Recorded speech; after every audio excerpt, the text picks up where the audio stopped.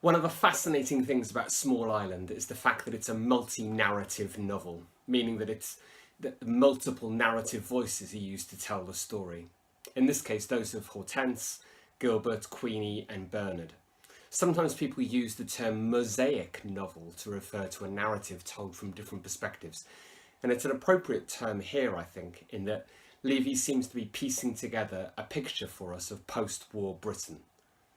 The rigid, closed prejudice of Bernard contrasts sharply with the openness and defiance of Queenie.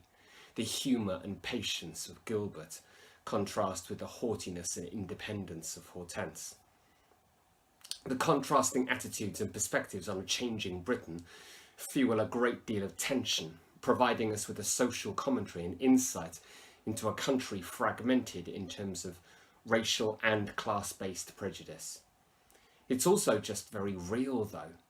Levy gives us a genuine, earthy, gritty and tangible snapshot of life in post-war Britain, with racial slurs, shattered dreams, unspoken shame and glittering dog turds. Today, we're going to look at Queenie's narrative voice in the novel, how it's created and what Levy aims to do through her. To me, Queenie comes across as a quick, sharp, sparky character, full of life and optimism. Certainly at the very beginning of the novel. She's feisty and defiant. Levy uses her to spark life into situations through her willingness to challenge, to expose the truth and to say the unexpected very often.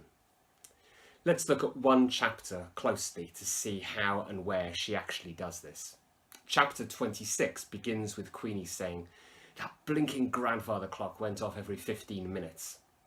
Her mild expletive blinking here immediately marks her as different to her husband Bernard. The ruddy a few sentences later serves the same purpose. Her lower class status is at the root of much of the tension between the two in the novel.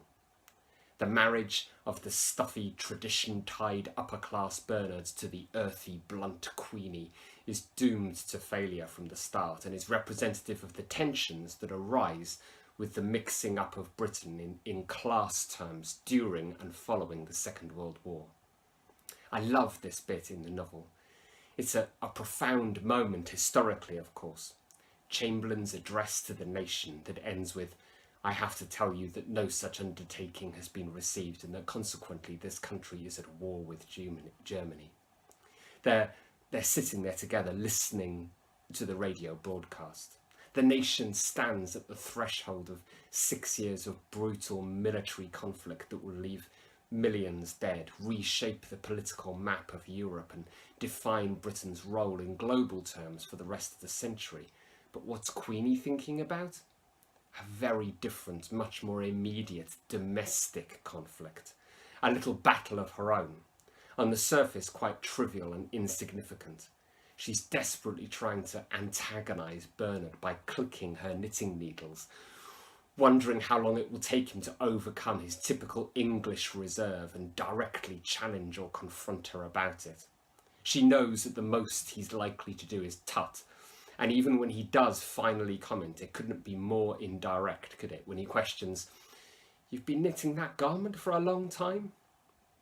In linguistic terms, you could say that Bernard is typically English in not wanting to resort to the face-threatening act of directly challenging Queenie. The tension as she toys with his inability to pose anything more than implied frustration is hilarious if you sympathise with Queenie, as Levy has led us to do.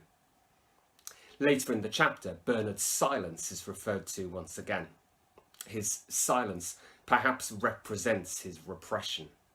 A sense of fear seems to hold everything inside Bernard. When Queenie and her husband are described inside the air raid shelter, the stifling quality of Bernard is perhaps represented by the air full of his breath, tobacco mixed with whiffs of digesting potato from dinner. Then the stale under the blanket smells of a lifeless mouth. Bernard is rotting, dead even, and if he represents traditional Britain with its rigid class structure and prejudice, well, what hope does Queenie have? She may well be looking forward to this war and feel like a daffodil waiting for spring, but what chance does she have in such an environment? She tries to speak, to engage with her husband, to express empathy and sympathy, to reach out with question after question. What was that? Did you hear that one? Oh God, someone's got it tonight. I hope Arthur didn't hear that. Do you think he's all right? That was close. Was that closer? But in the stifling, dark surroundings of the shelter, she hears absolutely nothing in reply. That shelter was so blinking noisy, she says, and so bloody quiet all at once.